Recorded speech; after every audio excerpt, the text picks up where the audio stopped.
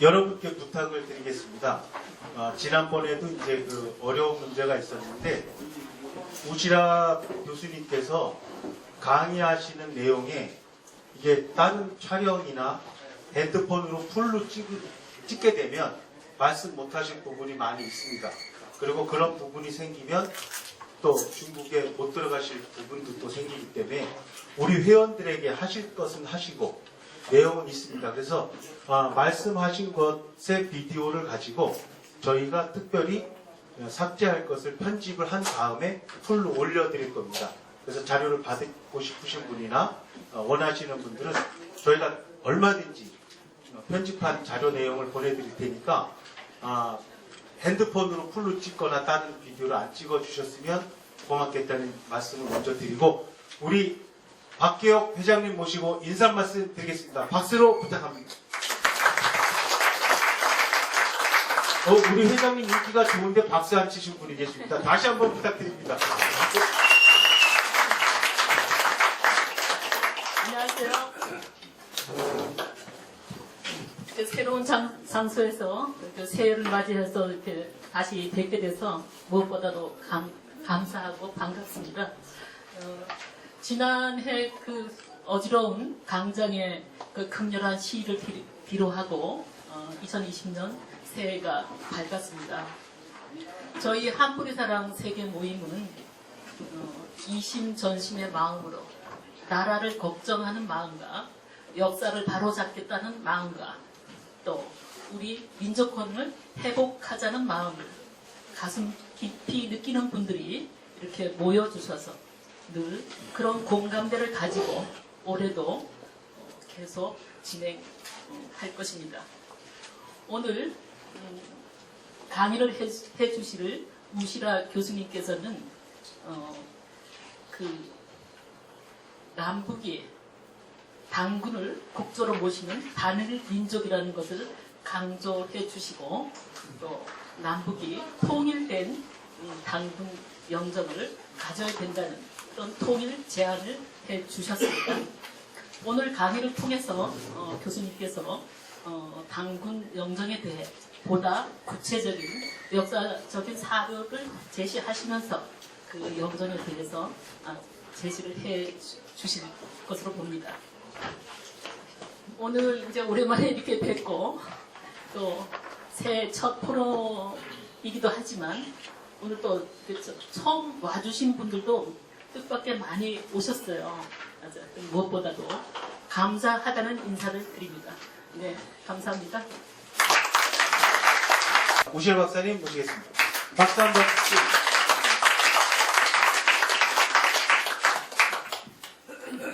네, 반갑습니다. 여러분들 가지고 있는 자료집은 글로 되어 있지만 제가 준비한 PPT는 사진이 한 100장 정도 됩니다. 그러니까 이게 2시간 안에 할 수 있을지 모르지만 하여간 여러분들한테는 아마 다 새로운 자료들일 거고 다 아시겠지만 저는 그 연영대학에 3년 있었고 적공대학에서 안식년을 1년 했고 매번 방학 때마다 지금도 답사를 갑니다. 올해도 원래 2월 5일부터 한 10일 정도 예정이 돼 있었는데 요번에 그 패럼 때문에 비행기 표를 물리려고 그랬더니 페널티가 80%예요. 그래가지고 지금 이걸 어떻게 해야 되나. 뭐 천재지변 선언을 해야 이게 100% 환불이 되는데 아직은 선언이 안 되니까 아주 미치겠습니다. 생돈 그냥 고스란히 날릴 것 같아요. 자, 하여간 여러분들 남북 영정을 고민을 안 해보셨을 거예요. 왜냐하면 여러분들은 학교 때부터 뭐 저랑 연배가 비슷한 분들은 그 풀떼기 걸치고 있는 당군상을 수도 없이 봤을 거예요. 그죠? 근데 북한 당군상은 여러분들이 본 적이 없잖아요. 그죠? 북한에도 공인 영정이 있습니다. 한국에도 공인 영정이 2개가 있고 북한에도 공인 영정이 있어요. 근데 제가 북한 공인 영정을 보면서 그게 이제 알려지기 시작한 당군등 때문에 알려졌는데 우표도 나와 있습니다. 여러분 나중에 보여드리겠지만 저는 그걸 다 갖고 있습니다. 실물로. 근데 당군 모습이 다른 거예요. 물론 뭐 당군이라는 그 얼굴 모습을 어떻게 재현할 건가는 앞으로 제가 이제 강의 때 좀 얘기를 하겠지만, 이게 전부 당군의 자손이라고, 한민족은 당군의 자손이라고 남북한으로 나눠 있지만, 당군이 공동조상이라는 건 똑같은데, 그것을 국가에서 공인 영정을 만드는데, 남북한의 영정이 서로 다르단 말이에요. 그래서 이거 진짜 문제다. 그래서 영정 과정이 어떻게 만들어지나를 과거사를 추적을 해봤더니, 무슨 이유가 없어요. 왜 풀떼기를 거쳤느냐? 이유가 없어요. 여러분들 풀떼기 거친 거 나중에 사진 보겠지만 익숙하죠? 허리에 풀떼기 걸치고 이렇게 한 거죠? 근데 그때는 왜 그런 걸 그렸냐면, 그게 한국에서 독창적으로 만든 그 영정 모습이 아니라, 여러분들이 아는 복시나 황제나 염제나 이런 신화 시절의 삼제도회라든지 이런 중국의 고서에 보면은, 도상화 한데 보면 그 역사 시대가 아닌 신화 시절의 인물을 그릴 때 그렇게 그렸어요. 이게 뭐 문명 시대가 아니니까 그냥 풀떼기로 이렇게 걸쳤겠지. 그리고 뭐 복시나 이런 거는 옷도 없어요. 그때 옷이 없었을 거라고 생각하고, 옷도 없고 그냥 배꼽 다 있습니다. 이렇게 풀로 이렇게 가려놓은 거예요. 그러니까 그게 공인영정이 만들어질 때만 하더라도 우리는 당군조선에 대해서 그렇게 역사시대도 아니고 신화시대고 뭐 문명이란 게 없고 뭐 이렇게 생각했기 때문에 그렇게 만든 거였어요. 근데 아직도 공인영정이라는 게 문제는. 근데 제가 이 논문을 쓰게 된 결정적인 동기는, 우리나라 모든 사서에는, 당군 고조선을 얘기하는 모든 사서에는, 한국 유사부터 시작해서 당군 고조선이 건국연대를 얘기를 할 때 항상 요임금과 같은 시대다. 혹은 요임금이 천자에 등극한 후 50년 후다. 그게 뭐 무진년설도 있고 뭐 여러 설들이 있지만, 하여간 요임금을 다 걸고 넘어가. 요임금과 비슷한 시대라는 거죠. 근데 중국에서는 중국에서도 역시 요순시대. 여러분들 지금도 중국은 정식 역사시대는 하상주부터 시작합니다. 그죠? 많이 들어보셨죠? 하상주. 하상주 바로 위에가 뭐냐 하면 요순시대라는 겁니다. 여러분들 아마 뭐 연세 많은 분들 다 들어봤을 거예요. 요순시대. 그죠? 요순시대 바로 위가 사망오제 시절이고, 요순시대를 역시 중국에서도 신화시절로 생각을 했어요. 그래서 역사시대는 하상주부터 시작하는 거예요. 하나라의 도성은 이리둔데 그게 공식적으로 기원전 2070년입니다. 공식적인 겁니다, 이거는. 근데 2015년 12월에 그동안에 도사유적을 발굴하면서 2015년 12월에 중국의 사여과학원 고고연구소 소장 겸 중국 고고학회 이사장 겸 당연직 국회의원, 거기서 인민대표라고 그러죠. 당연직 국회의원인 왕외라는 분이, 그러니까 고고학계의 최고 어른이죠. 현재도. 그 양반이 기자회견을 합니다. 그걸 어디서 하냐면 사회과학원 기자회견실도 아니고 천안문 앞에 있는 국무원 기자회견실에서 기자회견을 합니다. 고고학자들 쫙 대동해놓고. 그 핵심의 내용이 뭐냐? 도사유적이 바로 우리가 여지껏 전설로만 알고 있던 요순시대의 요임금의 도성이라는 겁니다. 뭐 놀라는 사람 하나도 없죠, 지금? 2015년 12월 21일부로 중국의 요순시대는 역사시대가 된 겁니다. 근데 요순의 순서는 요임금 다음에 순임금입니다. 그러니까 요임금 시대에 이미 문자가 나옵니다. 제가 사진 보여드릴 겁니다. 갑골문보다 1000여 년 앞섭니다. 근데 그런 중요한 유적들이 발굴되고 새로운 게 그렇게 국무원 기자회견에서 할 정도의 획기적인, 그러니까 중국의 상고사를 완전히 뒤집어 놓는 거네. 물론 요하문명 발견도 다 뒤집어 놓죠. 새롭게 발견된 것이 완전히 상고사를 뒤집어 놨는데, 역사시대가 이제는 그 요순시대까지 올라가는 겁니다. 국내에는 하나도 소개가 안 돼 있다는 거예요. 하나도. 참 답답한 일이에요. 제가 작년에 쓴 그 700쪽짜리 책하고 올해 3월에 쓴 그 작은 책 200쪽 조금 안 되는 그 책에서도 그 얘기로 상세히 해놨어요. 그러니까 무슨 얘기냐면, 이제는 요순시대가 신화시절이 아니라 중국에서 공인된 역사시대라는 겁니다. 그리고 우리는 왜 그게 도사유적이 우리한테 의미가 있냐면 우리의 모든 사서에는 당군 고조선의 건국연대를 얘기할 때는 항상 요임금과 같은 시대라는 걸 얘기하고 있다는 겁니다. 어떤 문헌이건. 하다못해 환단고기도 똑같습니다. 저는 환단고기를 사서로 인정하지 않는 사람이지만 환단고기에도 요임금 시대로 얘기를 해요. 그러면 요임금 시대가 역사시대가 되면 당군조선은 당연히 역사시대일 가능성이 그만큼 높아졌다는 겁니다.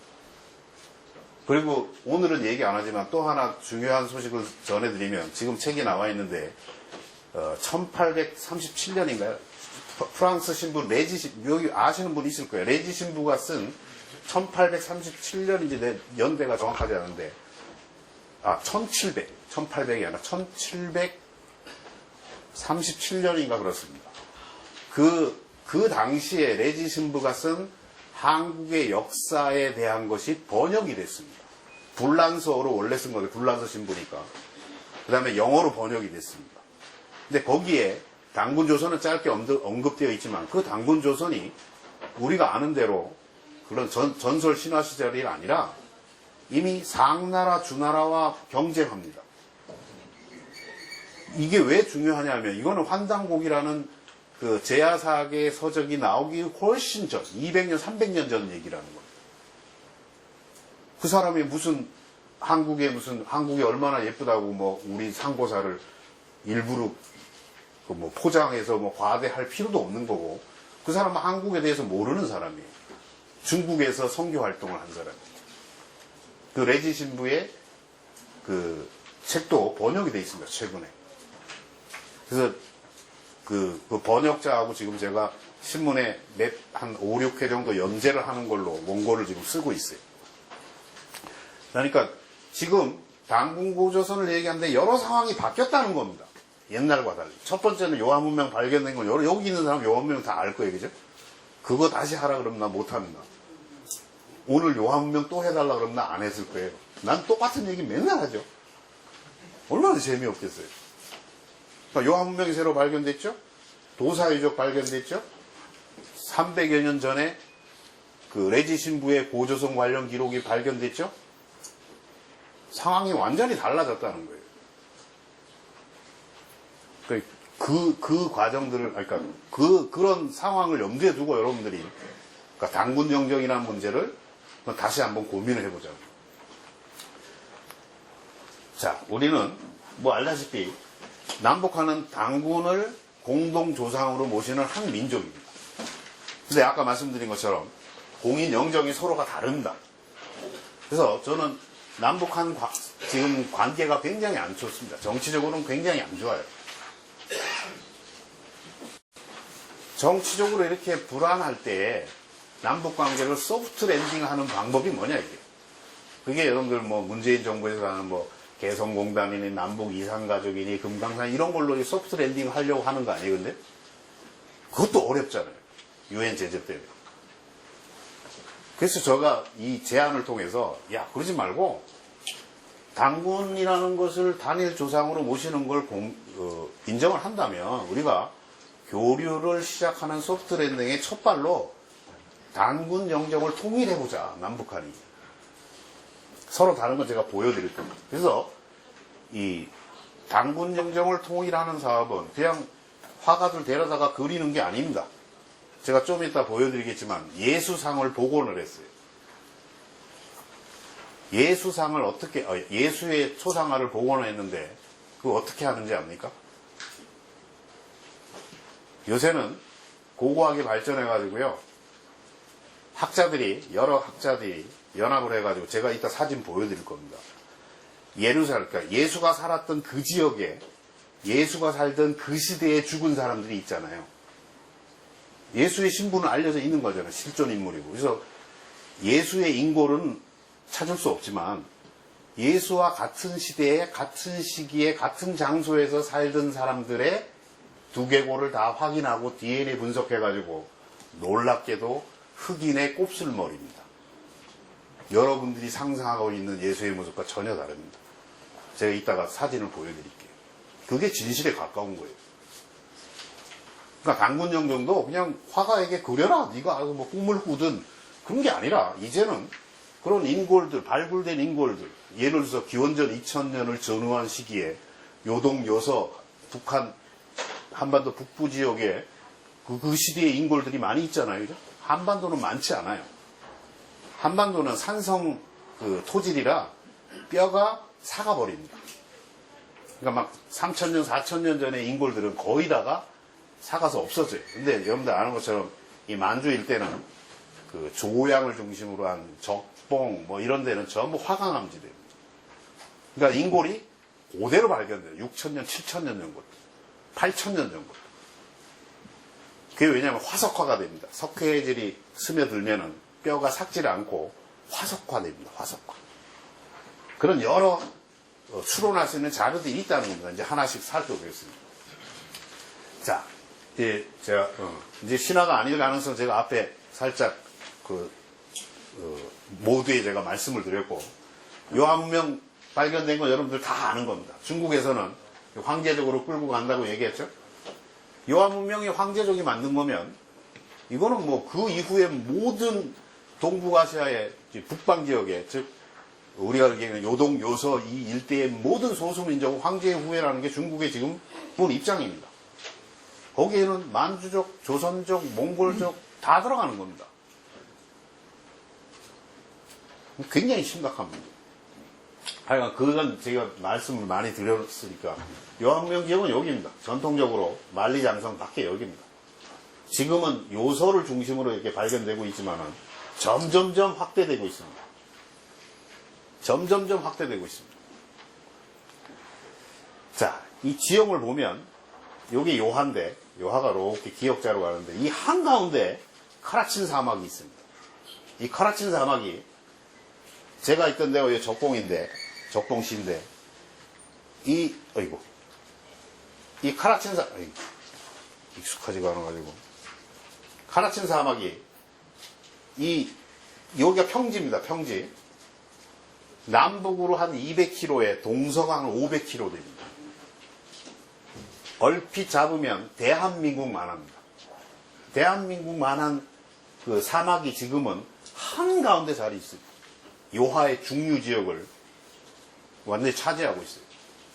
여러분들 꼭 기억해야 될 게 있습니다. 지금 발견되는 것도 요하 문명의 유적들이 어마어마하지만 이 지역은 발굴이 안 됩니다. 사막은. 발굴할 수도 없고. 언젠가 기온이 좋아지면, 지금 기온 상승하잖아요. 여기가 초지로 바뀌면 발굴을 하면 지금 발굴된 게 수십 배, 수백 배가 지금 사막에 묻혀 있을 거라는 거예요. 이건 너무나 당연한 추론이잖아요. 가장 살기 좋은 데죠, 여기. 신석기 문명이라는 게 여러분들 아는 그 농경 문명 아니에요, 그죠? 물 있고 평지에다가 이거는 최고로 살기 좋은 곳이에요. 자, 카라친 사막이 있는 그 어마어마한 그 만주 일대에 무슨 뭐 고대 시대의 문명이 있었느냐 그렇게 질문하는 사람이 많아요. 지금도. 자기가 가봤대. 가보니까 뭐 풀밖에 안 자라고 뭐 쌀도 안 자라는 데에서 어떻게 고대 문명이 꼽혀요? 그거는 지금 얘기죠. 그래서 우리가 5,000년 동안, 6,000년 동안 몰랐던 거예요. 옛날에 있었다는 거를. 요하 문명이 거기에 존재했다는 건 우리가 가지고 있는 모든 사서에 단 한 글자도 기록이 없습니다. 요동, 요서 지역에 거대한 고대 문명이 있었다는 것은 한 글자도 기록이 없어요. 우리가 동북아시아 모든 국가가 가지고 있는 사료에 한 글자도 없습니다. 철저하게 잊혀졌죠. 근데 당시에는 여러분들 이게 뭐냐 하면 태풍의 북상 한계를 표시한 겁니다. 물론 이거는 내가 연구할 수 없어요. 고교 학자들이 연구를 하는 겁니다. 저는 중국 학자들이 연구해 놓은 거를 최신 결과들을 인용을 해서 여러분들 보여줍니다. 이게 뭐냐 하면 동아시아 계절풍이라는 게 태풍입니다. 자, 9,000년 전에는 지금부터 거급이라는 게 지금부터 9,000년 전에는 여기가 산동반도죠? 요동반도입니다. 여기 중국 자도니까 요 한반도로 안 거리, 한반도가 이렇게 생겼죠? 여기 백두산이고 대충 감 잡죠? 자, 요동 요서 지역을 가로질러서 태풍이 지나갔다는 겁니다. 상상이 안 되죠? 지금은 상상이 안 되죠. 그 사막이 있는데 뭔 놈의 태평이 오느냐. 9,000년 전에 올라갔다는 거예요, 여기까지. 그리고 시대가 떨어지면서 점점 내려옵니다. 기원전 1000년 전, 지금부터 한 3000년 전 경계는 지금과 비슷합니다.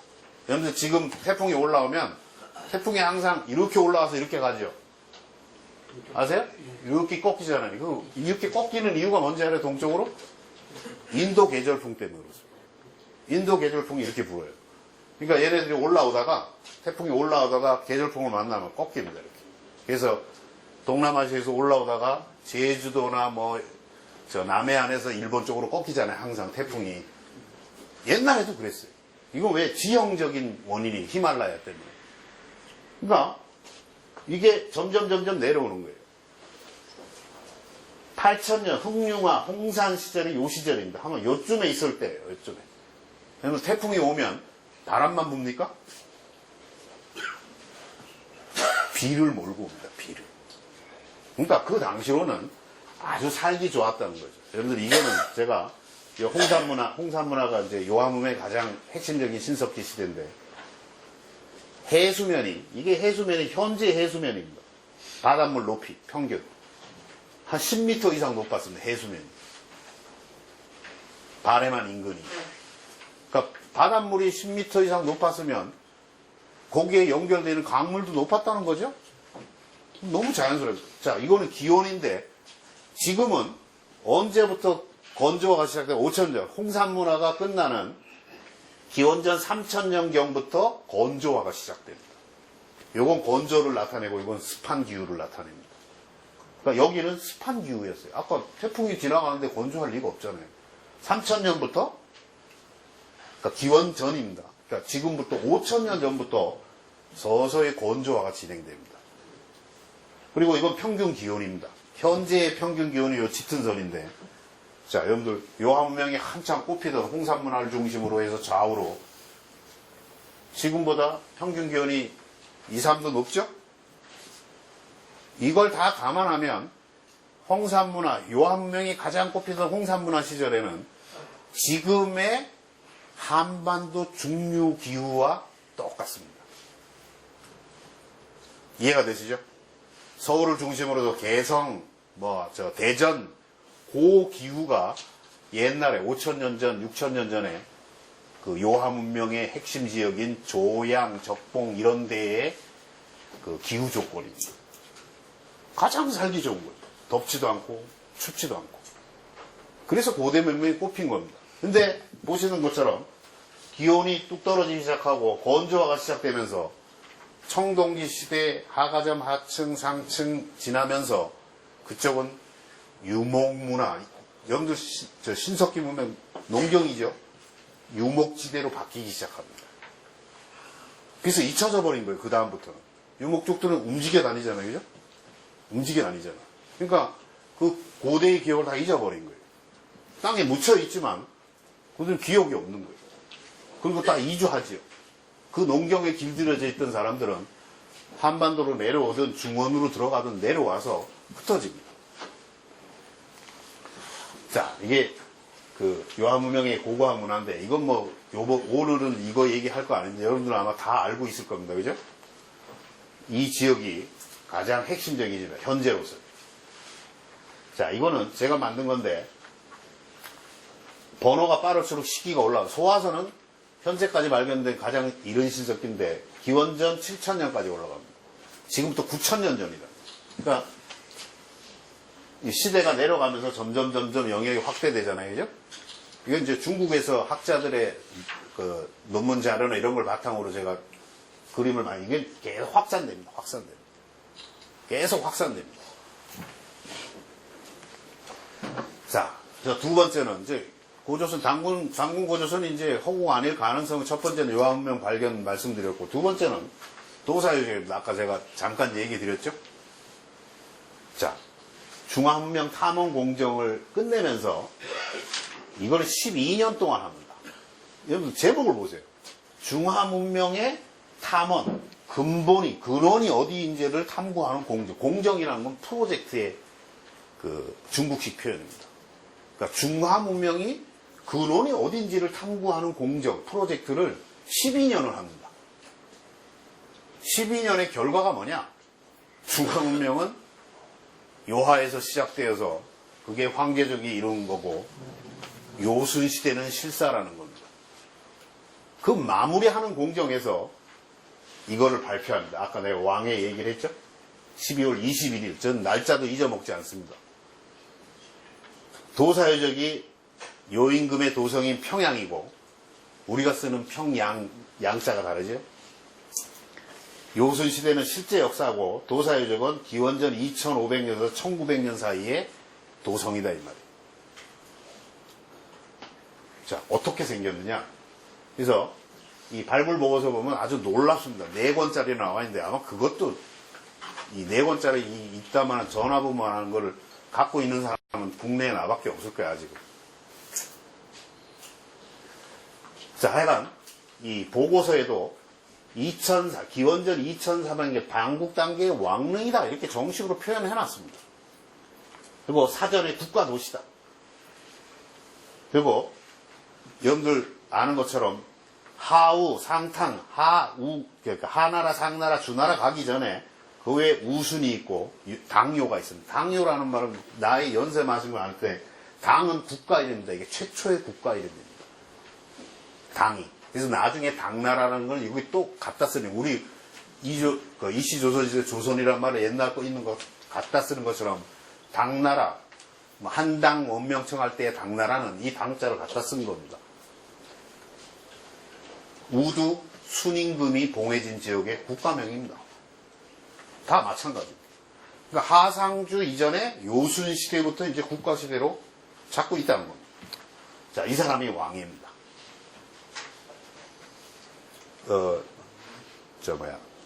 중국의 고고학회 회장이고 사회과공 고고연구소 소장이고 당연직 국회의원입니다. 그러니까 최고 실세죠. 고고학에 관한. 자, 우리나라 이거는 뭐 상세히 안 하겠습니다. 자, 이 삼국사학이나 동국통감 등등등등에 전부 다 요임금과 같은 시대 뭐 다 그렇게 되어 있습니다. 당요의 무진년 때입니다. 동방에 처음 뭐 군자 어쩌고저쩌고 이런 건 뭐 할 필요 없죠. 자, 그래서 기원전 우리가 지금 추정하는 당군 추정 연대를 당군 고조선의 공무원 기원전 2333년 하잖아요. 그 시기에 중원 지역에는 요임금의 당나라가 있었다는 겁니다. 그 도성이 어떻게 생겼느냐? 자, 위치가 어디냐면 여기 인분입니다. 여기. 황하가 이렇게 꺾어져 올라갔다가 내려오는데 바로 여기입니다. 인분과 요 지역이 하상주의 도성지가 다 여기 밀집되어 있습니다. 하상주가 다 여기 있습니다. 도성지. 이리드부터 시작해서 다. 자, 이 황하가 이렇게 굽어서 내려가는 거예요. 자, 이거 다 제가 직접 답사는 다릅니다. 그 전시관을 만들어 놨는데, 그 발굴지 옆에다가 임시 전시관을 만들어 놨는데, 거기에다가 발굴된 도성의 모형을 만들어 놨어요. 여러분들이 놀라? 이제 모르면 못 놀래요. 이게 전체 이 바깥에도 유적이 있어요. 이거 이 천당 같은데, 재당 같은데 바깥에 있어요, 이렇게. 이 주변 유적을 다 하면 430만 평방미터입니다. 우리나라 평수로 하면 3으로 나누면 3.3으로 나누면 되죠. 대충 3으로 나누면 한 120만 평, 우리 평수로. 그런데 애지간히 뭐 연대가 한 20만 평 되나요? 중고등학교 하나가 한 3,000평 됩니다. 운동장 다 포함해서. 어마어마하게 크죠. 그리고 이게 외성인데, 외성으로 둘러싸여 있는 이 안의 면적만 280만 평입니다. 3으로 나눠보세요. 한 90만 평 되죠? 우리나라 평수로. 상상이 됩니까? 기원전 2500년에 요임금의 수도입니다. 여기가. 평양. 그리고 귀족들과 왕족들만 살았던 내성 이중구조로 되어 있습니다. 이 내성 안에만 13만 평방미터. 물론 이거 다 발굴하려면 앞으로 수십 년 걸립니다. 앞으로 수십 년 걸려요. 지금도 기초 발굴한 게 4권으로 책이 나와 있는데 이런 건 그거 어떻게 안 해요? 다 발굴도 안 하고. 이게 어디까지 가는 중간중간에 발굴을 하죠. 크기를 짐작해야 됩니다. 아시겠어요? 이걸 다 발굴한 거 아닙니다. 중간중간 다 발굴해가지고, 아, 성이 계속 어디로 이어지고, 어디가 끝이고, 그런 정도는 다 해놓는단 말이에요. 재단터 다 발굴된 겁니다. 기초조사해서 발굴한 것만 20년, 30년 걸렸어요. 자, 여기가 그 임시 전시관인데, 여러분들, 이 전시관에 써 있는 거예요. 최초의 중국 써 있죠? 최초의 중국의 이름이 뭐예요? 당입니다, 당. 그래서 우리가 당요, 당요, 그렇게 부릅니다. 요 양쪽에 있는 이게 최초의 문자입니다. 도사유적에서 발굴된. 갑골문보다 1000년이 앞섭니다. 이건 문자고, 이걸 요자로, 요거는 좀 논의가 있습니다. 나중에 상세히 보여드릴게요. 제요고성, 고도 써있죠?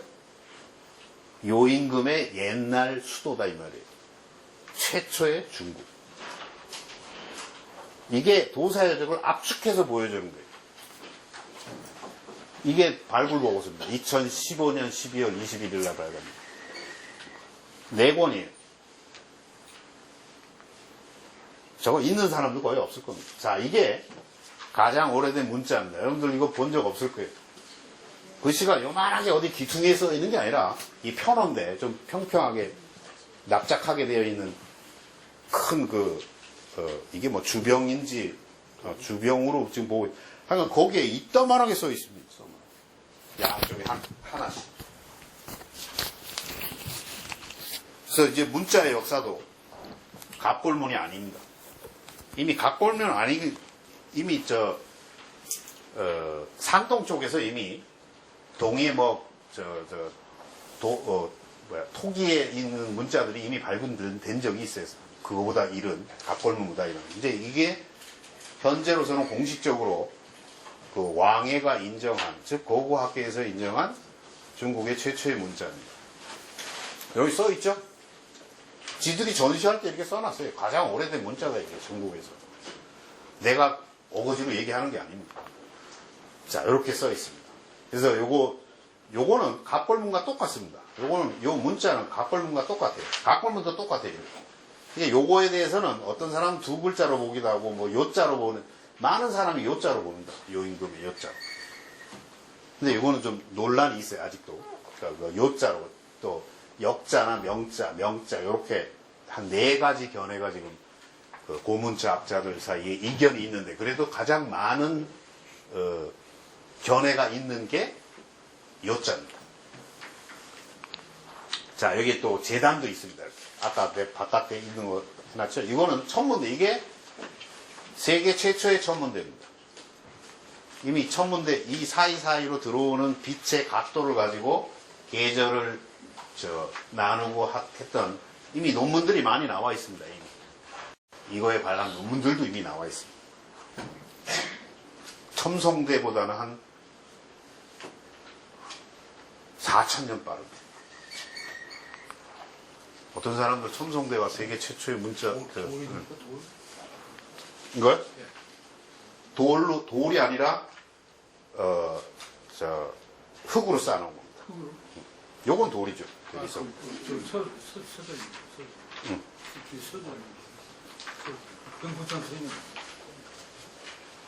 아, 이게 3이던가. 이게 나도 그거는 좀 정확하게 헷갈리는데. 가서는 직접 봤는데도 헷갈립니다. 그냥 천문대라는 게 놀래가지고 재료에 대해서 그건 뭐 궁금하시면 내가 나중에 발굴 자료 보고서가 있으니까 이게 하여간 이렇게 해서 이 사이사이로 들어오는 그 햇빛이 뜰 때 해가 뜰 때 이 요 중앙에 서서 각도를 재는 겁니다. 그래서 하여간 그거는 그건 뭐 천문학자들이 해야 되는 거 나는 뭐 이런 게 있다는 것만 알지 그게 궁금한 분은 또 이제 그런 관련 논문들이 이미 많이 발표가 돼 있습니다. 자, 이제 당군 정정으로 그러니까 이런 새로운 상황이 벌어졌기 때문에 이제 당군 시대라는 게 그냥 신화에 머물지 않을 가능성이 점점 높아진다는 겁니다. 자, 먼저 여러분들한테 현재 한국에서 대한민국에서 남북한이 둘 다 공인정정 제도를 운영하고 있어요. 왜냐하면 남북이 분단되기 전에도 공인정정을 썼었기 때문에 분단되면서도 북한에도 공인정정 제도가 있습니다. 그래서 49년에 우리나라에서는 6.25 나기 전에 49년에 처음으로 공인됐었고 그 다음에 97년에 새롭게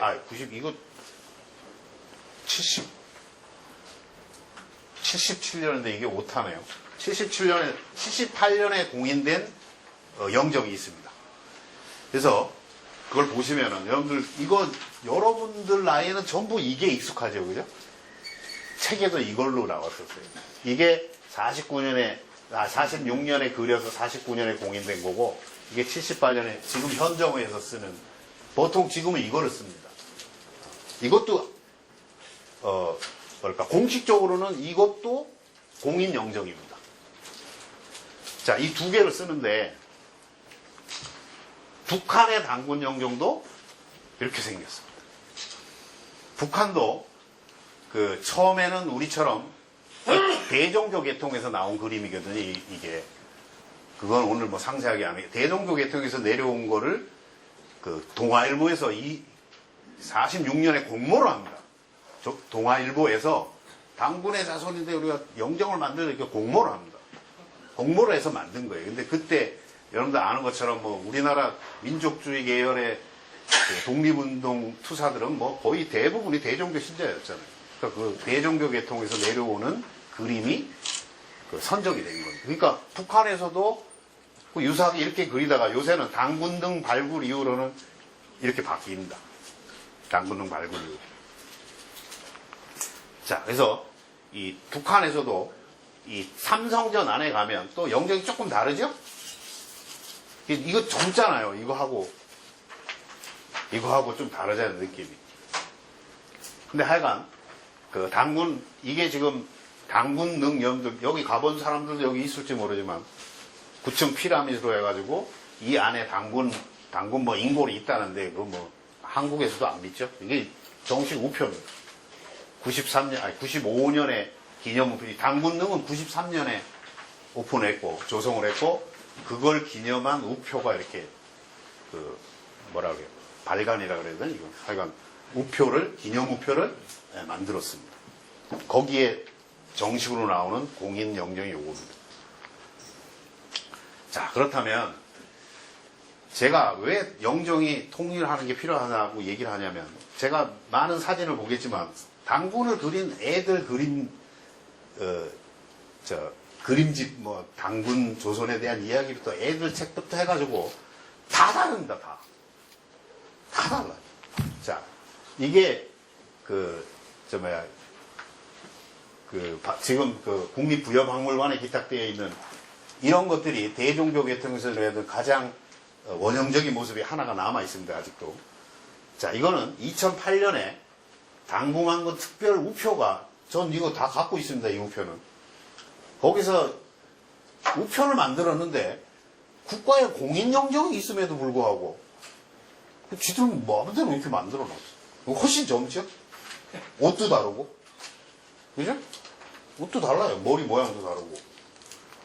자, 이거는 국가에서 운영하는 문화콘텐츠진흥원에 있는 당군 모습입니다. 이것도 수염이 허야. 완전 할아버지 만들어놨죠? 그래도 또 풀떼기는 거쳐놨어요. 그죠?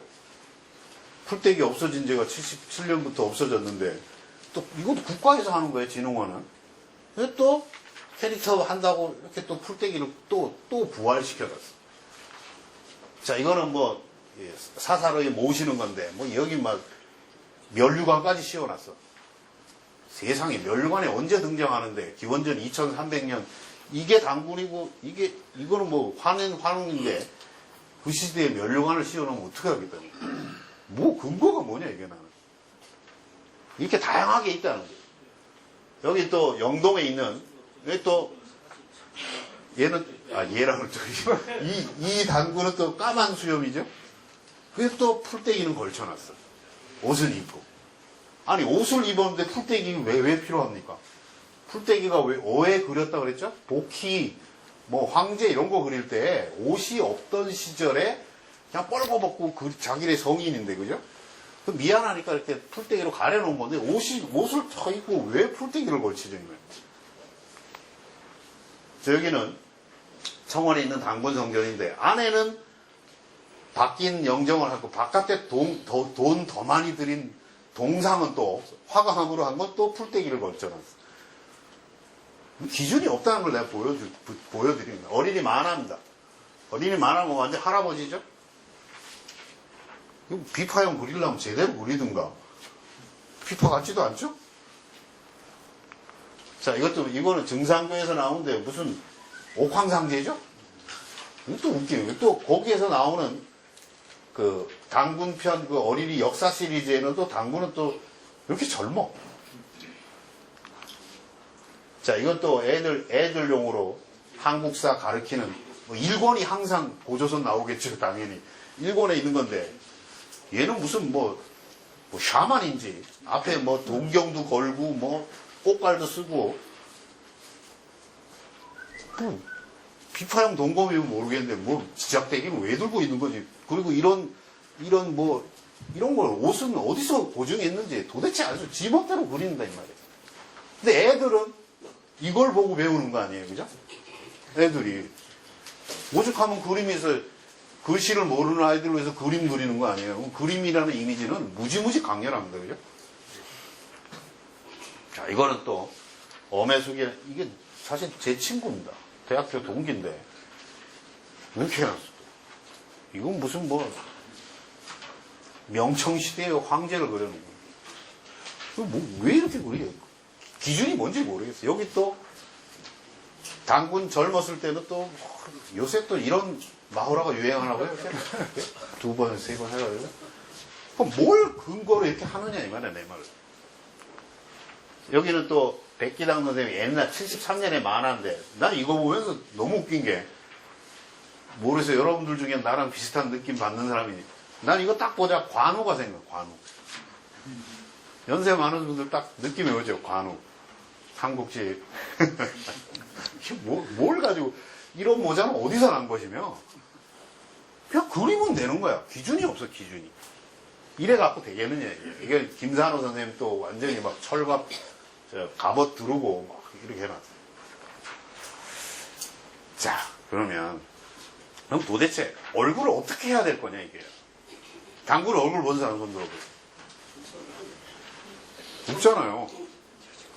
자, 내가 그 얘기하기 전에 이거부터 보여드린 거예요. 그래서 이게 여러분의 모든 편견을 깨는 예수상입니다. 이거는 고고학자들이 여러 학교가, 여러분들 이거 검색하면 나옵니다.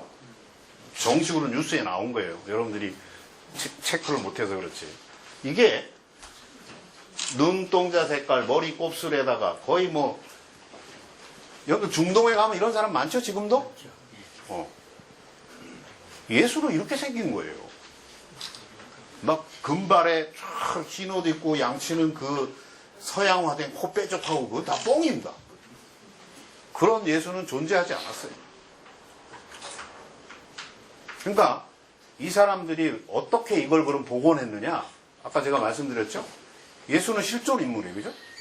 그래서 예수가 살던 그 지역에서 같은 시기에 살아서 비슷한 나이에 죽은 사람들의 인골이 많이 있을 거 아니에요. 그 인골을 수십 개, 수백 개를 계측한 겁니다. 코 높이가 얼마, 이게 높이가 얼마, 뭐. 그리고 그 중에 그 이빨 같은 게 남아있으면 DNA 분석이 됩니다. 요새는 인체 게놈이 거의 다 됐잖아요. 그러면 DNA 분석하면 이 사람이 곱슬머리인지 눈동자가 파란색인지 과학적으로 다 밝힐 수 있습니다. 그죠? 그런 거 정도는 여러분들 이해하잖아요. 그러니까 현대 고고학의 모든 능력을 다 동원해서 여러 나라의 학자들이 모여서 그런 인골들을 확보하고 평균치를 계산하고 염색체 분석을 해서 복원한 겁니다. 이게 예수의 모습에 현재까지는 가장 근접한 모습입니다.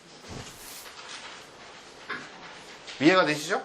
예. 자, 그러면 우리도 당군 영정을 그냥 그 학자들이, 화가들이 그냥 뭐 며칠씩 기도하대요. 그래도, 그죠? 기도하고 뭐 지가 꿈에 본 거 그리지 말고 합리적인 데이터를 가지고 그리자는 거죠. 자, 그래서 이 조란의 문제는 현재까지 고조선 시기에 해당합니다. 그래서 기원전 2300년을 전후한 시기에 요동, 요서, 또 북한 지역에서 발굴되는 인골들이 많은데 그 청동기, 초기 청동기 시대의 인골들을 그 측정을 해가지고 이게 장든지 단든지 뭐 하여간 그런 것들을 측정해서 평균치를 만들자는 거예요, 남자. 그래야 뭐 근거가 있을 거야, 어떻게 그리든. 이해가 되죠? 그래야 된다는 거예요. 그래서 이런 것들을 혼자 하려면 못합니다. 그래서 남북한 학자들이 필요하다면 중국에서 데이터 얻고 인골, 쟁거 이런 거는 발굴하면 대부분 고고 발굴 보고서에 다 정식으로 기록이 되니까. 여러분 우아량 유적에서 두개골이 홍산문화의 가장 핵심적인 게 우아량이에요. 두개골이 17개가 발견됐는데 17개 중에 13개가 편두입니다. 편두 아시죠? 이거? 머리 이렇게 찌부러뜨리는 거? 가야가 편두였어요. 가야는 기록만 남아있는 게 아니라 예안리에서 열 몇 개인가가 편두인 거리 아주 뾰족합니다. 그건. 우리는 당군을 편두로 그려야 될지도 모른다. 북방족들이 전부 편두했습니다. 흉노부터 시작해서. 가야, 신라 전부 편두해. 그래서 신라의 왕관이 이렇게 좁은 겁니다. 그래서 옛날에다 이건 실제 쓰는 게 아니라 부장품용이다 뭐 어쩌고. 그래서 좁은 겁니다. 자, 그 다음에 두 번째는 두발과 의복을 어떻게 할까? 아까 제가 풀떼기. 자, 우리가 풀떼기를 걸쳤던 이유는 옛날 사람들이 생각하기에 영적을 최초로 했던 45년, 46년, 7년 이때 한국 남북한 사람들의 학자들이 생각하기에 기원전 2300년이면 이게 변변한 문명도 없고 옷이 있을 수 있느냐? 그래서 그렇게 그린 거거든요. 근데 아니라는 거예요. 그래서 최소한 풀떼기나 나뭇잎이 없어져야 된다. 그리고 아까 얘기한 것처럼 2333년으로 보든 아니면 보수적으로 기원전 15세기, 10세기로 보든 아니면 또 한국의 주류학자처럼 뭐 7, 8세기로 보든 하여간 어떤 시대건 풀떼기 걸치는 시대는 하나도 없다. 그 증거를 보여드릴 거예요. 이 홍산 시절만 하더라도 이미 머리를 단정하게 정리를 합니다. 귀고리를 달았고 장화를 신었습니다. 당연히 의복이고. 그래서 두발이나 관, 의복 등을 고증을 하고 또 머리의 모양도 이제는 고증할 자리들이 많다는 거예요. 자, 보십시오. 이게 홍산문화에서 발굴된 남신상입니다. 이 남신상도 제가 한국의 중앙입을 통해서 처음으로 제보해서 신문에 크게 나옵니다. 이거 보이시죠? 머리 위에 옥으로 된 판때기 같은 걸 딱 대고 이게 이제 복원한 그림입니다. 이렇게 해서 머리를 이렇게 여러분들은 이게 지금 그 기원전 5천 그러니까 지금부터 5,300년 전인데 5,300년 전이면 여러분들은 다 돌도끼들은 원시인을 머리에 그릴 거예요. 특히나 만주 지역에서 그런 선입견을 다 버려야 된다는 거예요. 이때 이렇게 머리를 단정하게 귀고리를 했어요. 귀고리 구멍 보이세요? 이건 이미 홍산 단계가 아니라 흥룡화 시절부터 다 귀고리를 했어요. 남녀가 귀를 뚫어서. 그게 북방족의 전통입니다. 귀고리 문제인데 좀 이따 또 보여줄게요. 자, 이거는 또 홍산문에서 발견된 석조 인상인데 돌로 깎아서 만든 겁니다. 자, 머리를 보십시오. 산발하지 않았어요. 뭔가 뭐 두건 같은 거 쓴 것처럼 머리를 다 정리했다는 거예요. 이 시기에. 기원전 5,000년, 6,000년 이 시기에 사람들이, 여러분들이 생각하는 원시인이 아니랍니다. 자, 이거는 그 두 발을 또아리를 타서 위로 올렸는데 하여간 두 발을 어떻게든 만들었다는 거죠. 어떻게 해서. 그냥 이렇게 밑으로 내리는 산발 모습이 아니라는 거예요. 이게 전부 홍산 석인상들이고. 자, 이거는 그 우아량에서 조만한 토우 같은 건데 얼굴은 이제 잘려서 없어지고. 근데 여기 중요한 정보가 있어요. 장화를 신었죠. 보이세요? 맨발이 아니었다고. 이미 장화를 신었어요. 한쪽이 없어졌지만 한쪽이 명확하게 남아있잖아요. 뭐 가죽으로 만들었겠지 뭐. 어피를 만들었어. 요새 허저족이나 얘네들은 물고기 껍질 가지고도 장화를 만든다. 지금도. 근데 하여간 홍산 문화 단계가 되면, 즉 지금부터 5,500년 전 홍산 후기 단계가 되면 머리를 단정히 하고 관도 쓰고 귀걸이도 하고 장화도 신고 의복을 다 입었다는 겁니다. 근데 거기다가 기원전 2300년 단군상을 그리면서 풀떼기를 걸치는 건 나는 용납할 수가 없어요. 옛날에는 몰랐으니까 그랬지만 그거는 나는 그래서 풀떼기 걸친 단군상은 이제는 공인정정에서 제외하라 이겁니다. 제외하게 좀 해주세요. 정치하는 사람들이 해야지 나는 못합니다. 네? 자, 이 귀걸이 문제인데 제가 아까 귀걸이 얘기를 했어요. 동북아시아에서 특히 북방족들은 우리를 포함해서 신석기 시대부터 귀걸이를 했습니다. 남녀가 모두 귀를 뚫어서. 그게 잘 이해가 안 되시죠? 내 증거 자료를 보여드린 거예요. 조선 언제까지 했느냐? 조선 중기까지도 남녀가 모두 귀를 뚫어서 귀걸이를 했습니다. 귀를 뚫어서. 믿지 못하겠죠. 요새 뭐 기록 안 보여주면 안 보여주니까. 자, 하여간 귀걸이 문제는 신석기부터 했고, 동호족이라든지 거란, 흉노, 몽골, 만주 전부 다 청나라 때까지 황제들도 다 귀를 뚫어서 귀걸이 했습니다. 우리나라에는 고구려, 백제, 신라, 뭐 조선에 이르기까지 지속적으로 남성도 귀걸이를 했습니다. 자, 전면적으로 금지된 거는 1572년 임진왜란 끝나고 한 10여 년 지난 다음에 금지가 됩니다. 그 기록을 제가 보여드릴게요. 자, 신석기부터 보면 이건 뭐, 자, 그림으로 보여줄게요. 자, 이게 흥룡화 문화, 기원전 6000년까지 올라가는 흥룡화 문화의 귀걸이입니다. 여기는 석회암지대라 뼈가 그대로 남아 있습니다. 이 마디마디가 다 그대로 남아 있어요. 그러니까 정확히 귀 위치에 딱 있는 거예요. 그러니까 이거는 귀를 뚫어야 이렇게 걸 수 있습니다. 귀를 뚫어서 이렇게, 이건 당이라고 하는, 당은 홍산 문화부터 나타나고, 이것도 제가 최초로 발표한 겁니다. 중국에서. 결은 이렇게 해서, 그래서 여기가 터져 있습니다. 요 사이로 돌려서 이렇게 구멍을 뚫어서 끼는 겁니다. 이거를 8,000년 전부터 다 했어요. 지배계급들. 물론 일반인들은 못하죠.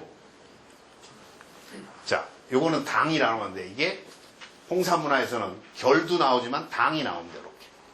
당은 이렇게 가운데가 홀쭉해가지고 구멍에 끼우면 안 빠집니다. 구멍에 끼우면 안 빠져요. 이건 제가 중문으로 논문 써서 중국 그 학술지에 실려 있는 논문. 자, 이런 것들이 당입니다. 옥당. 그게 짤록합니다. 옥주가 아닙니다. 발굴 보고서에도, 우아량 발굴 보고서도 이만한 게 3권짜리가 있는데, 거기에도 전부 옥주라고만 표현해놨어요. 최초로 제가 재해석해서 중국 고고학자들 앞에서 발표한 겁니다. 다 인정받았고. 자, 그래서, 남신상 아까 그 귀 뚫은 구멍 있는 거 내가 이미 얘기를 했죠?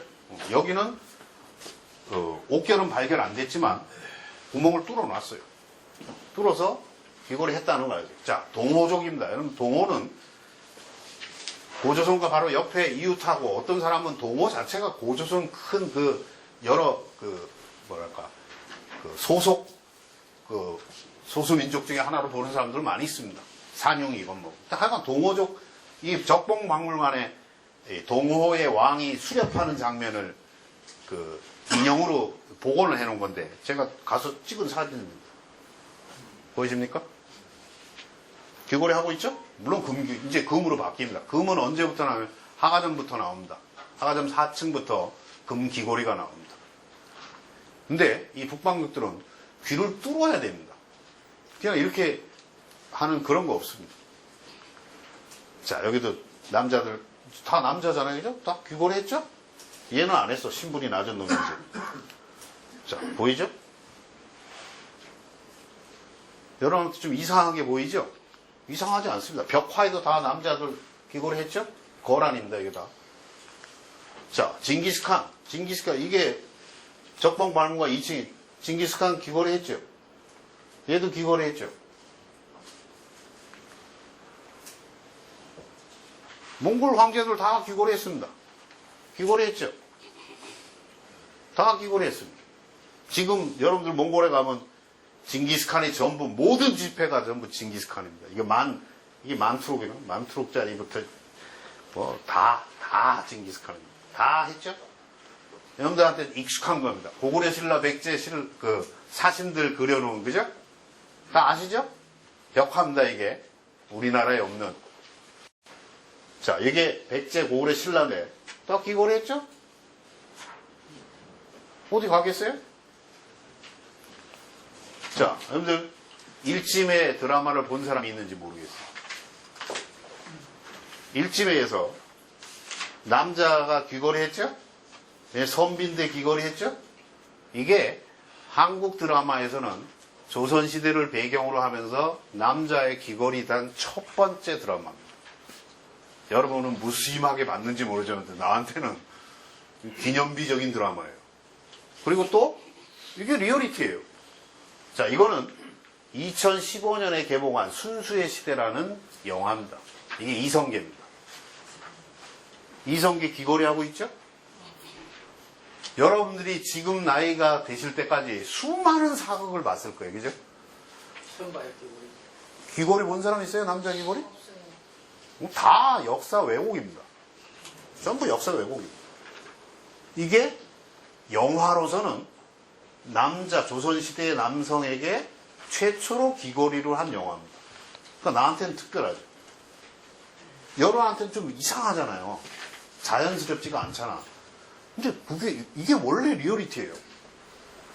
그럼 내 기록도 보여드릴게요. 자, 이거 이방원입니다. 그 영화의 순수시대에 나오는 이방원 귀걸이 하고 있죠? 관복을 입어도 귀걸이 하고 있죠? 그냥 집구석에서 몰래 하는 게 아닙니다. 총정당당하게 관복을 입어도 왕도 했는데 뭐. 자, 이건 상금이 김민재 장군 귀걸이 했죠? 자, 왕에게 아래는 시락 다 귀걸이 했죠? 이게 익숙해야 됩니다. 내가 왜 이 얘기를 하느냐? 당군영정에 귀걸이 걸어야 될지도 몰라요. 그게 원래 북방족의 전통이었어요. 청나라, 흉노부터 시작해 청나라까지 다 했잖아요. 왜 우리만 안 해? 웃기잖아요? 당군 시대에 신석 8,000년 전부터 다 했는데 거기서 여러분한테 생소할지 모르지만 이게 리얼리티다 이거지. 자, 그럼 기록을 보여드릴게요. 자, 세종 1년에 이거는 왕조실록에 나오는 기록입니다. 제가 만든 기록이 아니라 지금 조선 왕조실록에 나오는 겁니다. 자, 제가 기니까 여러분들 그거 해놨으니까 상세하게 줄치거나 색깔 별한 부분만 제가 읽겠습니다. 자, 왕이 교서를 내리기를 어떻게 내리냐면 금과 은은 우리나라에서 생산되는 것이 아니므로 그때는 국내에서 생산되는 게 별로 없었나 봐요. 그래서 4대부 자손들의 귀걸이 등을 제외하고는 일정을 사용하지 말라. 간단히 요약하면 금과 은이 너무 귀하니까 4대부 자제들 귀걸이 하는 거 이외에는 금, 은으로 하지 말라 이거예요. 뭐 동으로 하든 철로 하든 하라 이게. 역으로 무슨 얘기예요? 4대부, 그렇죠. 4대부 아닌 사람들도 다 하고 있었다는 거지. 근데 4대부까지만 하고 너희들 하지 말라는 명령입니다. 왕명입니다, 이거는. 자, 10년 후에 또 내려옵니다. 금과 은의 소산이 아니므로 또 나오죠? 거의 똑같습니다. 그리고, 자, 이게 금지되는 사연입니다. 선조 5년, 1572년이면 임진왜란 전이네요. 후가 아니라. 20년 전이니까. 92년이니까. 임진왜란 전에 이 왕명으로 전달이 됩니다. 이거는 중요하니까 내가 얼마 안 되니까 같이 여러분들 읽어보십시오. 마음속으로. 자, 신체 발부는 수지부모라 불가매상이 뭐 효지시하라 그걸 쭉 이제 또 읽고 나서 우리나라의 크고 작은 사내 아이들이 귀를 뚫고 귀고리를 달아 중국 사람에게 조소를 받으니 부끄러운 일이다. 이 미친놈이지. 어떤 놈이 상소를 했는데 그 누군지는 뒤에 나옵니다. 하여간 중국 사슴들이 오는데 중국에는 한족들은 귀걸이 안 했다 그랬잖아요. 그죠? 북방족만 했다, 이 말이에요. 그러니까 자기네 안 하는데, 한국 사람이 귀걸이를 하고 있는 남자가, 귀족들이, 야, 너네 왜 오랑캐처럼 귀걸이를 하냐? 그래서 우리를 용서한다, 이 말이에요. 아, 그거 우리 8,000년 전부터 전통이다 그러면 될 거 아니야. 근데 그때만 해도 여러분들 아는 그 소중화주의자, 자기는 북방 야만인들과 다른 중하의 옆구리에 붙어 있는 소중화라고 생각했기 때문에 그게 부끄럽다 이게. 미친놈 아니에요. 그러니까 그걸 좀 부끄러우니까 없애달라 이게. 그래서 중국의 조서를 받는데 구로는 오랑캐의 풍속이 일체 고치도록 하라. 그래서 따르지 않는 자는 현보가 엄벌까지 내립니다. 이때부터 사라집니다. 이때부터 공식적으로 관리나 이런 사람들은 사제부들은 귀걸이를 못합니다. 근데 왕조실록을 기록을 보면은 사가에서는 다 했습니다. 또 애들도 하고 그 왕명을 하니까 관리들은 못하지 그죠? 관리들은 못하지만 그거 오랜 옛날부터 습속인데 오늘은 없어지겠어요? 관리들은 못하지만 그냥 일상 그 생활에서는 여전히 귀를 뚫고 귀걸이를 했다는 거예요. 이때부터 사라집니다. 그 재밌는 기록을 하나 제가 귤산 이유원이라는 이마 필기의 중요한 내용을 내가 또 찾아냈어요. 이거는 1871년에 탈고를 해서 1872년에 책이 출간이 된 겁니다. 이거 지금 영인본이 있었나요? 성균관대학에. 자, 이 귀걸이 사건을 이마필기에는 좀 더 상세하게 해놨어요. 왕조실록에는 그 쪽팔리니까 귀걸이를 못하게 해줍시고 그 상소한 사람이 누군지가 기록이 없었어. 근데 이 사람은 어떻게 된 건지, 어떤 자료를 봤는지, 그 사람이 누군지도 밝혀놨어요. 그래서 선교, 아까 1572년에, 5년에, 우리나라 양반이나 평민, 남녀는 반드시, 여기는 또 이 이원의 이마필기에는 더 중요한 자료가 양반만 한 게 아니라 평민들도 다 했다는 거예요. 평민들은 금과 은으로는 못했겠지, 비싸니까. 뭐, 구리로 하든지, 다 했다는 거예요. 그래서 그 아는 사람이 여기에 나와요. 김주신이라는, 이게 또, 20대 할아버지 있는 사람이 있을까봐 비하는 못하겠고, 하여간, 4대주의에 찌든 이 양반이 그 얘기가 아까 똑같은 거예요. 그래서 그 사건을 소개하고 나서 이유원이가 자기 견해를 달아놨어. 또 여기에 뭐라고 써있냐면 이건 이유원의 글이에요. 오늘날이 언제예요? 고종 그 8년 막 9년 이럴 때 얘기해요. 1872년. 오늘날 남자들이 귀걸이를 다는 풍습을 아는 사람이 드물다. 즉 고종시대만 돼도 이미 1572년부터 안 했으니까 한 200년, 300년이 흐른 거 아니에요? 그죠? 그러니까 고종시대만 해도 이미 한국인들은 남자가 귀걸이 하는 걸 다 잊어먹은 거예요. 이해가 되죠? 그래도 관서의 부녀자들은 아직도 귀를 뚫어서 하는 습성이 그때까지도 있었대. 저도 보지 않았지만, 이 기록을 믿어야죠. 그래서 이거는 중국 사람들은 모두 귀를 뚫지 않았다 이거예요.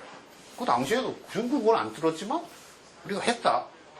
근데 이 사건을 계기로 1572년을 계기로 귀걸이를 안 하는 겁니다. 자, 그래서 저는 당군 고조선 시기면은 기원전 2333년이면 하가정 하층시대인데 하층시대에는 금결이 나옵니다. 그전엔 전부 옥결이에요. 옥으로 만든 뚫어서 하는 건데. 그래서 난 당군 귀에는 옥결을 넣든지 금결을 난 끼워야 된다고 생각하는 거예요. 물론 남북한 무슨 그런 위원회가 꾸려지면 제가 발표를 하겠죠. 이거 하면 이런 자료들 여러분들 함께 지금 특강하는 것처럼 쫙 보여주고, 야, 우리한테는 낯설지만 그 시대의 당군을 보고 나려면 옥결이건 금결이건 결의 형태로 난 귀걸이를 넣어야 된다고 생각한다. 물론 안 받아들여줄 수도 있죠. 자, 그 다음에 우리가 당군 영성에서 우리가 오해하는 게 또 하나가 있습니다. 당군 할아버지라는 명칭인데 당군 할아버지라는 말은 그 양반이 우리의 혈연적으로 할아버지의 할아버지의 할아버지라는 의미이지 당군이 할아버지처럼 생겼다는 의미가 아니다 이 말이에요. 여러분들 아는 것처럼 당군 신화는 뭐 신화로 보든 사화로 보든 하여간 당군 사화는 창세 신화가 아니라 건국 신화예요. 아시겠죠? 세상을 어떻게 창조했다 그런 거 없죠? 단군 고조선이 건국된 건국 신화란 말이에요. 전 세계 어느 나라의 건국 신화의 주인공도 전부 장군입니다. 늠름한 장군. 그거 당연하잖아요, 그죠? 케말 파샤, 뭐 등등등등.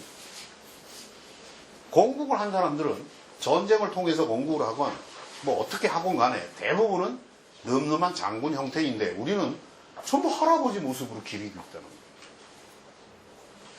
그러니까 당군 할아버지라는 말을 우리가 가르칠 때 애들은 그냥 당군 할아버지에 익숙해가지고 당군 모습은 할아버지로만 기억해. 아까 모든 영정이 할아버지잖아요. 흰 수염에.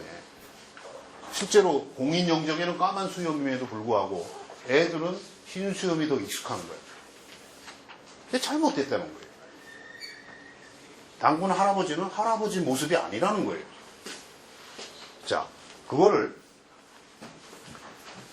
비파형 당금을 든 이것도 가능하다는 거예요. 자, 그림으로 제가 보여드리는 게 빠를 것 같아서. 자, 우리나라 중학교, 고등학교 역사 교과서에는 비파형 동검이 나오는 이 지역을 전부 다 고조선의 문화권 혹은 고조선과 밀접한 지역, 고조선의 영역, 세력 범위 이렇게 다 봅니다. 근데 요한문명이 발견된 거기가 바로 비파형 동검이 나오는 곳이에요. 근데 어떻게 연구를 안 할 수가 있냐 이 말이에요. 그게 어디로 가겠어요? 그 요동 요소에서 여러분들 이것도 또 일반인들은 참 우리 이거 익숙하죠? 이런 지도 익숙하죠 여러분들? 근데 나 이 지도를 보면 난 기분 나쁜 게 이게 중심지가 어딘지는 몰라. 대충 다 그냥 적당히 분포되어 있죠? 난 이런 그림을 교과서에 실으면 안 된다고 생각하는 거예요. 이거는 발굴된 지역을 표시한 거지 발굴된 개수하고는 전혀 상관이 없어요. 자, 그래서 예를 들면 이게 지금 발굴된 지역을 표시한 겁니다. 발굴된 지역만 하더라도 여기 압도적이에요. 그리고 개수를 보면 자 2000년을 기준으로 지금 또 20년 가까이 흘렀죠? 2000년 기준으로 비파형 동검이 중국이나 북한, 남한 다 합쳐서 331개가 발굴됐는데 2000년까지 331개 중에 내몽고와 요서지역, 요령성 지역을 하면 거의 3분의 2가 만주에 있습니다. 남북한 다 합쳐봐야 75개밖에 안 됩니다. 전하는 것까지. 뭐 상주에서 전한다 뭐 이런 거. 정식 발굴품이 아닌. 무슨 얘기예요? 비파형 동검이 고조선의 강약과 연관이 되어 있다면 그게 3분의 2가 밀집되어 있는 거기가 중심지 아니에요? 상식적으로? 그럼 너무나 당연한 거죠. 자, 더 놀라운 사례들은 자, 여러분들 이게 여기가 어딘지는 알죠? 이게 요동반도고 신의주 여기입니다.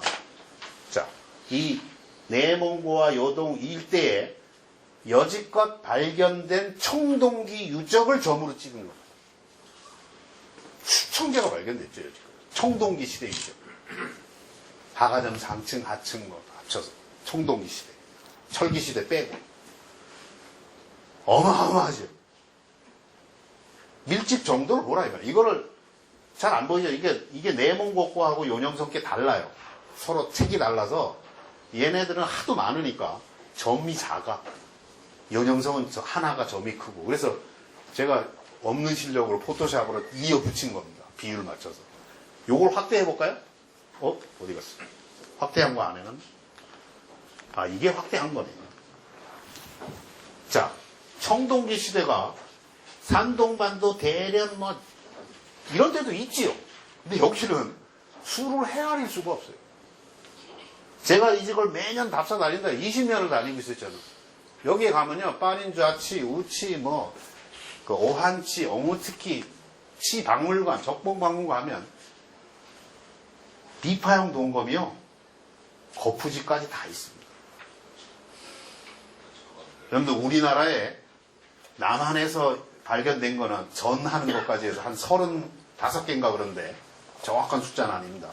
한 35개 정도 되는데 우리나라 박물관에 하나도 안 돌아갑니다. 진품은. 그래서 박물관에 하나 있으면 뭐 비파형 동검이 돌아갑니다. 기계장치가 너무 귀하니까. 자, 여러분들이 그런 거 보다가 여기가 어디냐면 조양박물관입니다. 어떤 사람은 여기가 아사달이라고 얘기하는 사람이 그건 뭐 논외라고 하여간 조양박물관입니다. 여기가 청동기실인데 이 박스 하나에 청동기실에 여러 박스가 있을 거 아니에요. 이 박스 하나에 비파형 동검이 21개가 전시되어 있습니다. 우리나라 남한 전역에서 발굴된 게 한 3분의 2가 그냥 박스 하나에 있어요. 안 믿어지죠? 자, 이거를 제가 여기 지금 여기 세 군데 제가 따로 사진 찍은 겁니다. 씌워보십시오. 한도 한 사람. 씌워보세요. 거푸집도 있죠? 그런데 비파형 동검 하나하고 거푸집 하나하고는 고고학적 무게가 다릅니다. 비파형 동검 10개하고 거푸집 하나하고 안 바꿉니다. 비파형 동검 10개는 어디 훔쳐올 수도 있고 뺏어올 수도 있고 뭐 수출로 살 수도 있겠지만 거푸집은 거기가 생산지라는 걸 보여줘요. 생산지. 무슨 얘기예요? 비파형 동검 세력의 실제 생활 중심지라는 얘기예요. 어디 하나가 달랑 나왔다고 그거하고는 전혀 무게가 다르다는 거예요. 근데 제가 답사하는 이 지역은 전부 다 거의 대부분이 박물관에, 현급 박물관에 비파형 동검의 거푸집이 거의 다 있습니다. 이건 놀라운 거예요. 그냥 막 기록을 가지고 쌓을 게 아니라 이건 빅데이터잖아요. 청동기 문화의 중심지가 어디고 비파형 동검의 중심지가 어디냐. 이거는 그냥 전체 데이터로 보면 그냥 기록이 없으면 어때요? 현물이 있는데. 기록까지 나와주면 좋지만 현물이 있는 걸로. 자, 아까 사진에서 옆에다가 이렇게 무슨 장군 같은 사람이 하나 서 있죠? 자, 이게 그 장군 사진입니다. 이게 누굴까요? 얘네들은 장군이라고 안 그러지. 얘네들은 안 그러지. 근데 여러분들 중요한 건 우리는 여러분들 비파형 동검도 다시 생각해야 된다는 거예요. 우리는 비파형 동검 하나만 생각을 해요. 자, 중국 학자들이 전시해놓은 거죠. 여기에 투구며 이런 거 같이 전시해놨죠? 여기는 없으니까 실물에서 사진 다른 데 있으니까. 무슨 얘기냐면 비파형 동검이 발견이 될 때 투구, 장화, 청동 단추가 달린 수두카드가 달린 장화, 갑옷, 이게 공반 출토된다는 거예요. 그걸 보여주려고 중국에서 동상으로 만들어 세워놓은 거예요. 이게 누구냐, 이게. 너무너무나 쇼킹한 거예요. 여러분들, 우리는 당군 동상만 세워도 모가지를 자르는 나라인데, 당군 동상 본 적 있어요? 비파형 동검 들고 있는? 말라야. 중국에서는 이거를 주나라 시대의 장군상 이렇게 설명하는 거죠. 중국에서는. 이게 당군의 모습일 수 있다는 거예요. 여러분들은 그렇게 봐야 된다는 거예요. 최소한 한국 사람이 가서 보면 그렇게 봐야 된다는 거예요. 우리는 비파형 동검 그러면 비파형 동검만 생각을 해요. 그 공반 출토가 된다는 거예요. 무덤 양식이나 이런 것들을 동시에 봐야지 되는데 우리는 너무너무 이상해. 난 깜짝 놀랐어요, 이거 보고. 그래서 작년 책부터 계속 이 사진들을 내가 소개하기 시작했어요. 이거 진짜 제가 가서 다 찍은 사진입니다. 이거 준 거 없어요. 자, 여러분 머리에 당구는 어떤 모습이냐, 이게. 나는 이거는 제발 좀, 이제는 공인영정에서 해제시켜야 된다고 생각하는 거예요. 이건 뭐 그런대로 현재 가장 많이 쓰이는 거고, 저걸 유지하되 이런 영정도 만들어야 된다는 거예요. 그래야 만화를 그릴 때 아까 제가 보여드렸죠. 막 애들 만화 뭐 이렇게 뭐 그림책 이런데 도대체 막 어떻게 그려야 될지 몰라 이상한 모습으로 막 그리잖아요. 시대를 고증하고 비파암동공과 같이 나오는 시대의 헬멧 뭐예요?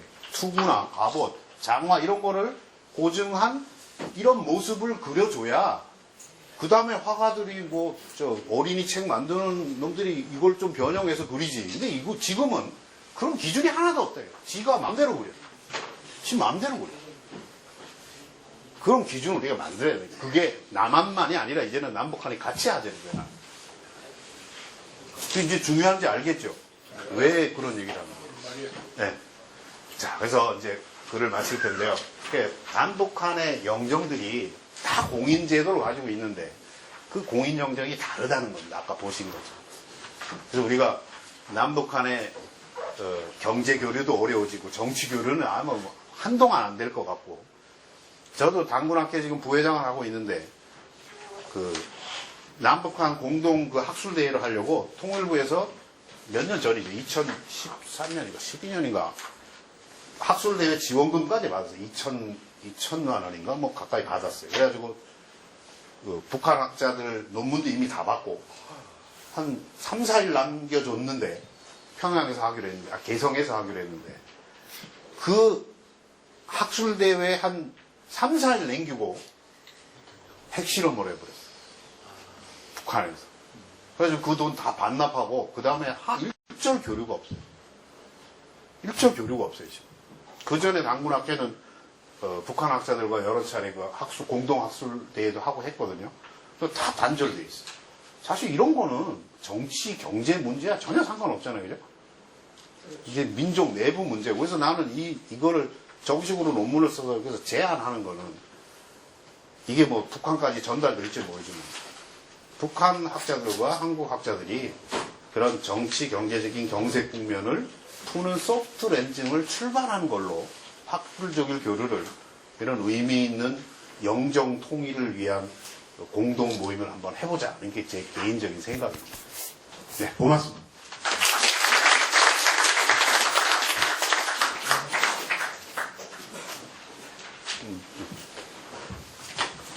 그 질문 없으시죠? 예. 질문은 가슴에 그냥 그 장군 영경 꽉 담아가지고.